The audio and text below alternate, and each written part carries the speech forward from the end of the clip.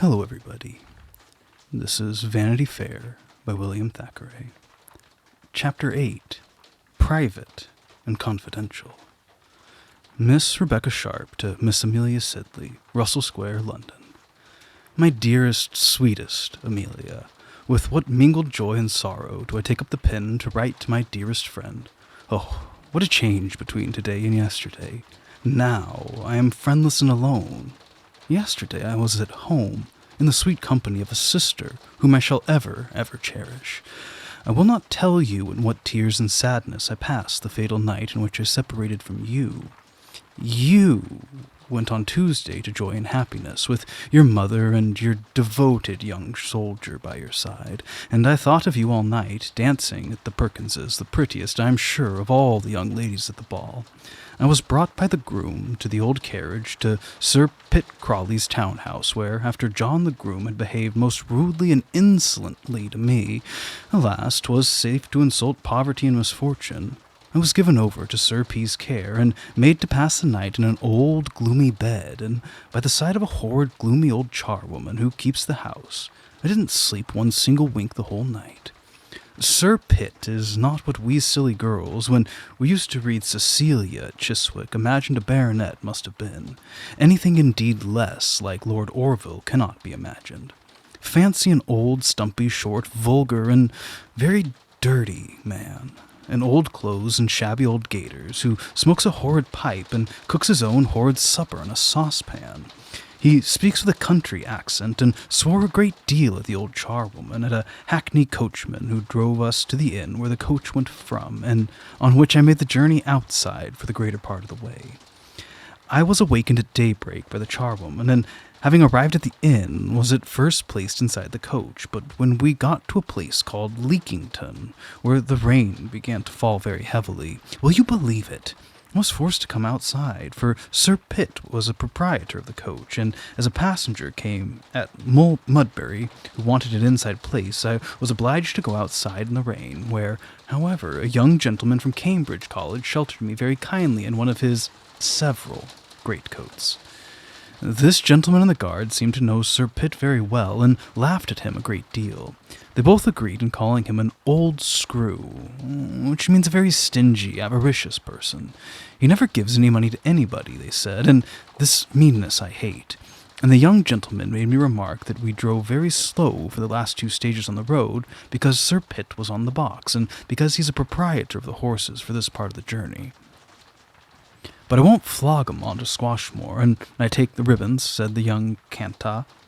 And starve 'em right, Master Jack, said the guard. When I comprehended the meaning of this phrase, and that Master Jack intended to drive the rest of the way, and revenge himself on Sir Pitt's horses, of course I laughed too. A carriage and 4 splendid horses, covered with armorial bearings, however, awaited us at Mudbury, 4 miles from Queen's Crawley, and we made our entrance to the baronet's park and state. There, in a fine avenue of a mile long leading to the house, and the woman at the lodge gate, over the pillars of which are a serpent and a dove, the supporters of the Crawley arms, made us a number of curtsies as she flung open the old iron-carved doors, which are something like those at odious Chiswick. There's an avenue, said Sir Pitt, a mile long. There's 6,000 pound of timber in them there trees. Do you call that nothing? He pronounced avenue, and nothing, nothink. So droll. He had a Mr. Hodson, his hind from Mudbury, into the carriage with him, and they talked about distraining, and selling up, and draining, and subsoiling, and a great deal about tenants and farming, much more than I could understand. Sam Miles had been caught poaching, and Peter Bailey had gone to the workhouse at night. Serve him right, said Sir Pitt. Him and his family's been cheating me on that farm these 150 years. Some old tenant, I suppose, who could not pay his rent. Sir Pitt might have said he and his family, to be sure, but rich baronets do not need to be careful about grammar, as poor governesses must be. As we passed, I remarked a beautiful church spire rising above some old elms in the park, and before them, in the midst of a lawn and some outhouses, an old red house with tall chimneys covered with ivy, and windows shining in the sun. Is that your church, sir? I said. Yes, hang it, said Sir Pitt, only he used, dear, a much wickeder word. How's Beauty, Hodson? Beauty's my brother, my dear. My brother, the parson. Beauty and the Beast, I call him. Ha ha! Hodson laughed too, and then looked more grave and nodding his head, said, "I'm afraid he's better, Sir Pitt. He was out on his pony yesterday, looking at her corn. Looking at his tithes hangin'. Only he used the same wicked word. Will brandy and water never kill him? He's as tough as old old Methusalem." Mr. Hodson laughed again. "The young men is home from college. They've whopped John Scroggins till he well nigh dead." "Whop my second keeper," roared the Sir Pitt. "He was on the parson's grounds, sir," replied Mr. Hodson, and Sir Pitt, in a fury, swore that if he ever caught him poaching on his ground, he'd transport him, by the Lord he would. "However," he said, "I've sold the presentation of the living. Hodson, none of the breed shall get in, I warrant." And Mr. Hodson said he was quite right, and I have no doubt from this that the two brothers are at variance, as brothers often are, and sisters, too. Don't you remember those two Miss Scratchleys at Chiswick, how they used to always fight and quarrel, and Mary Box, how she was always thumping Louisa? Presently, seeing two little boys gathering sticks in the wood, Mr. Hodson jumped out of the carriage at Sir Pitt's order and rushed upon them with his whip. "Pitch into 'em, Hodson," roared the baronet. "Flog their little souls out, and bring 'em up to the house, the vagabonds. I'll commit 'em as sure as my name's Pitt." And presently we heard Mr. Hodson's whip cracking on the shoulders of the poor little blubbering wretches, and Sir Pitt, seeing that the malefactors were in custody, drove on to the hall. All the servants are ready to meet us, and... Here, my dear, I was interrupted last night by a dreadful thumping at my door. Who do you think it was? Sir Pitt Crawley, in his nightcap and dressing-gown. Oh, such a figure! As I shrank away from such a visitor, he came forward and seized my candle. "No candles after 11 o'clock, Miss Becky," said he. "Go to bed in the dark, you pretty little hussy." That is what he called me. "And unless you wish me to come for the candle every night, mind and be in bed at 11. And with this, he and Mr. Horrocks, the butler, went off laughing. You may be sure that I shall not encourage any more of their visits.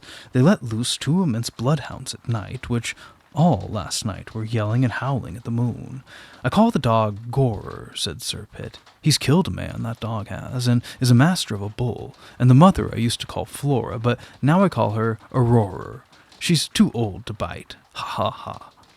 Before the house of Queen's Crawley, which is an odious old-fashioned red-brick mansion with tall chimneys and gables of the style of Queen Bess, there's a terrace flanked by the family dove and serpent, and on which the great hall doors opened, and, oh, my dear, the great hall, I'm sure, is as big and as glum as the great hall in the dear castle of Udolpho. It has a large fireplace, in which we might put half Miss Pinkerton's school, and the grate's big enough to roast an ox at the very least. Round the room hang I don't know how many generations of Crawleys, some with beards and ruffs, some with huge wigs and toes turned out, some dressed in long straight stays and gowns and looks as stiff as towers, and some with long ringlets, and, oh my dear, scarcely any stays at all. At one end of the hall is a great staircase, all in black oak, as dismal as may be, and on either side are tall doors with stags' heads over them, leading to a billiard room in the library, and the great yellow saloon in the morning rooms. I think there are at least 20 bedrooms on the first floor, and one of them has the bed in which Queen Elizabeth slept. And I have been taken by the new pupils through all these fine apartments this morning. They're not rendered less gloomy, I promise you, by having the shutters always shut, and there is scarce one of the apartments but, when the light is let into it, I expected to see a ghost in the room. We have a schoolroom on the second floor, with my bedroom leading into it on one side, and that of the young ladies on the other. Then there are Mr. Pitt's apartments, Mr. Crawley, he's called, the eldest son, and Mr. Rawdon Crawley's rooms. He is an officer like somebody, and away with his regiment. There's no want of room, I assure you. You might lodge all the people in Russell Square in our house, I think, and have space to spare. Half an hour after our arrival, the great dinner bell was rung, and I came down with my two pupils. They're very thin, insignificant little chits of 10 and 8 years old. I came down in your dear muslin gown, about which the odious Mrs. Pinner was so rude because you gave it to me.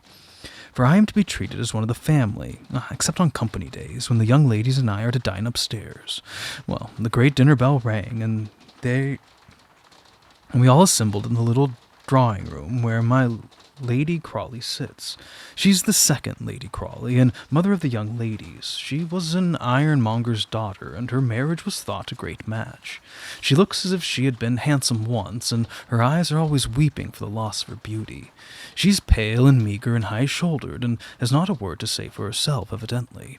Her stepson, Mr. Crawley, was likewise in the room. He was in full dress, as pompous as an undertaker. He's pale, thin, was in full dress. He's pale, thin, ugly, silent. He's thin legs, no chest, hay-colored whiskers, and straw-colored hair. He's the very picture of a sainted mother over the mantelpiece, Griselda, of the noble house of Binkie. "This is the new governess, Mr. Crawley," said Lady Crawley, coming forward and taking my hand. "Miss Sharp." "Oh," said Mr. Crawley, and pushed his head once forward, and began again to read a great pamphlet with which he was busy.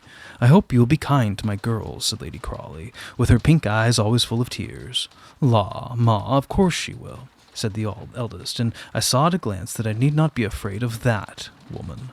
"My lady served," said the butler in black, and an immense white shirt frill that looked as if it had been one of the Queen Elizabeth's ruffs depicted in the hall, and so taking Mr. Crawley's arm, she led the way to the dining-room, whither I followed with my little pupils in each hand. Sir Pitt was already in the room with a silver jug. He had just been to the cellar, and was in full dress too. That is, he had taken his gaiters off, and had showed his little dumpy legs in black worsted stockings. The sideboard was covered with glistening old plate cups. Old cups, both gold and silver, old salvers and cruet stands, like Rundle and Bridge's shop. Everything on the table was in silver too, and 2 footmen with red hair and canary-colored liveries stood on either side of the sideboard. Mr. Crawley said a long grace, and Sir Pitt said Amen, and the great silver dish covers were removed. "What have we for dinner, Betsy?" said the baronet. "Mutton broth, I believe, Sir Pitt," answered Lady Crawley. "Mouton au navet," added the butler gravely. "Pronounced, if you please, mouton au navet." "And the soup, potage de mouton à la cousée." The side dishes contained pomme de terre au naturel and chou-fleur à l'eau. "Mutton's mutton," said the baronet, "and a devilish good thing. What ship was it, Horrocks, and when did you kill?" "One of the black-faced Scotch, Sir Pitt. We killed on Thursday." "Who took any?" "Steele of Mudbury took the saddle and 2 legs, Sir Pitt, but he says the last 2 was too young and confounded woolly, Sir Pitt." "Will you take some potage, Miss Blunt?" said Mr. Crawley. "Capital Scotch broth, my dear," said Sir Pitt, "though they call it by a French name." "I believe it's the custom, sir, in decent society," said Mr. Crawley haughtily, "to call the dish as I have called it, and it was served to us on a silver soup plates by the footmen in the canary coats, with the mouton au navet.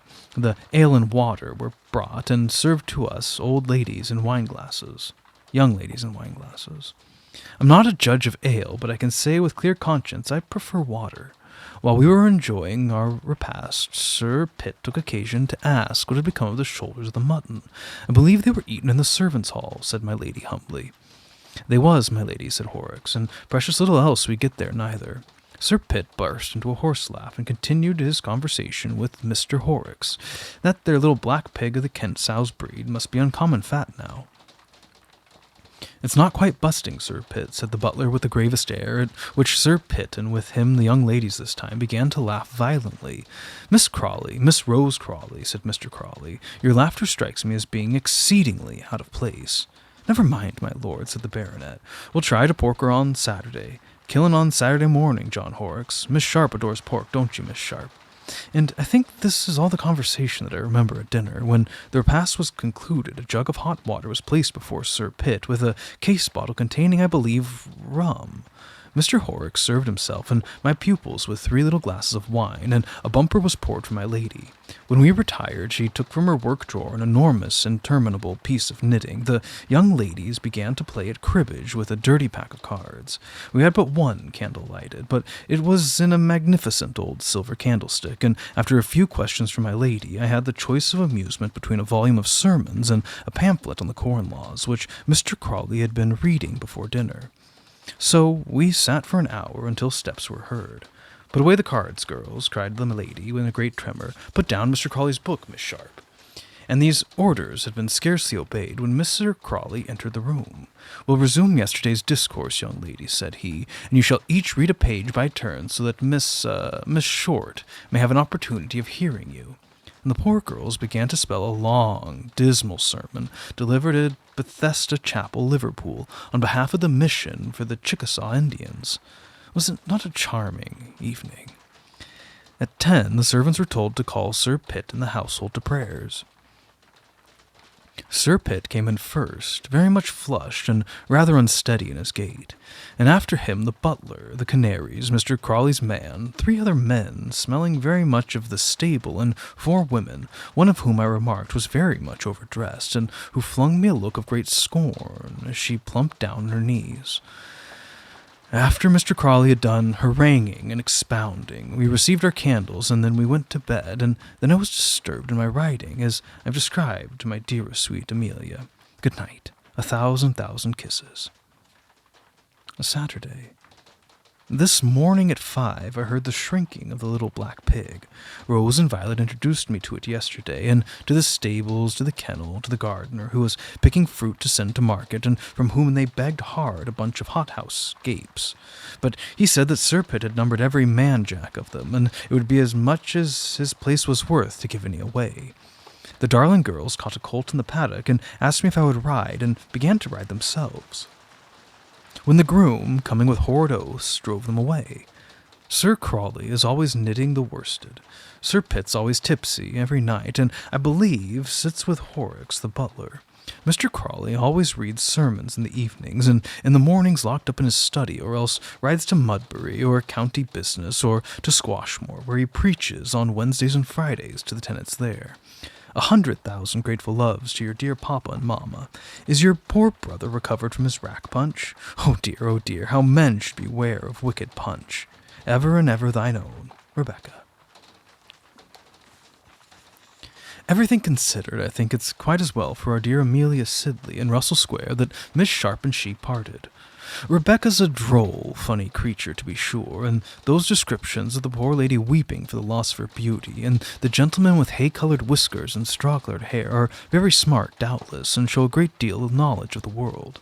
That she might, when on her knees, have been thinking of something better than Miss Horrocks' ribbons has possibly struck both of us, but my kind reader will please to remember that this history has Vanity Fair for a title, and that Vanity Fair is a very vain, wicked, foolish place, full of all sorts of humbugs and falsenesses and pretensions.